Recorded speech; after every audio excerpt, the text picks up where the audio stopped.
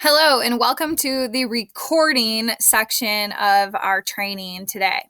So, I have two recording apps that I would like to share with you. And what I think of as a benefit to recording in the classroom is getting students to speak their learning, speak what they're teaching others, maybe taking ownership of their learning and creating something, whether that's a podcast channel for their work or a video channel for their work, and just saving in a digital format. So the first app that I have, or website, it's also an app, is Anchor that we can use on the Chromebook. So we just go to anchor.com and you can set up a profile using your Google account. And this is super easy to use to make a podcast channel. Or you can use it for recording vocabulary lists, or you may use it for recording stories that the students are working on, and having them read aloud to themselves. Just so many different things that you can do with recording. But let's walk through how to use Anchor. Really easy. Press new episode and record. That's all you have to do. And then start recording now. Hey, today we are working on a training episode for recording apps, and this is going to be an example of how we might use and set up a podcast channel in our classroom. So I made that recording and it saves up on the top here.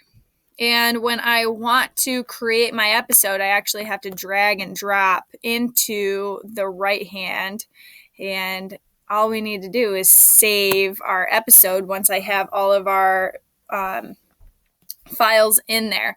So that was just one audio file, but let's say you're working in a group and I read something, my partner reads something, the third person in my group reads something. You could insert all three of those recordings into one episode, and then the teacher or whoever they're sharing it with, the classmates, can listen to a couple different voices reading and talking about what they're talking about. So we're going to title this Training Podcast, and I might do a little excerpt here, description, podcasting in the classroom, and I want to publish it. And from here, we can simply just publish it onto Anchor,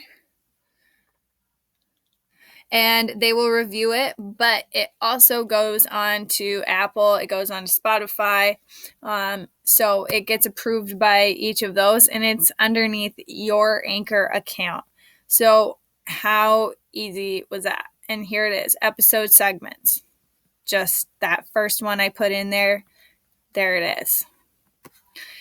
Again, another idea maybe for progress monitoring, having students give feedback, self-reflection, so many different things that you can do with Anchor and making these podcasts that are just documentation of student work via audio.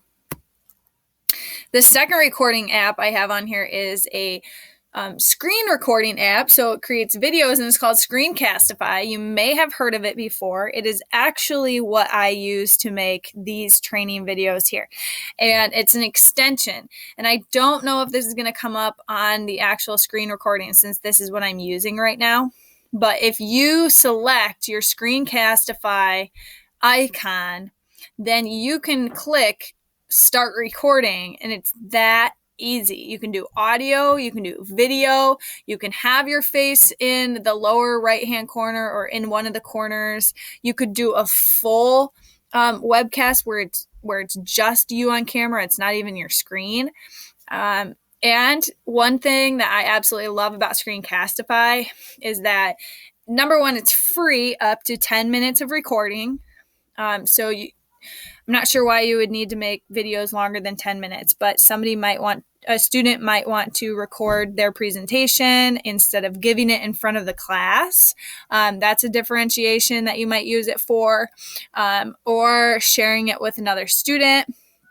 It saves right to your drive, which is great. You know where they go when they save, so they'll always be in the student's drive automatically.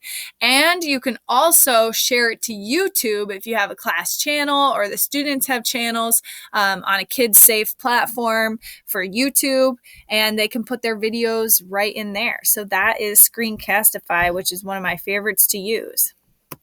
So those are two quick recording apps for you to explore. Please let me know if you have questions. I really do think that recording and video recording is getting to be the future, or right now, an upcoming thing to tool strategy to use in the classroom.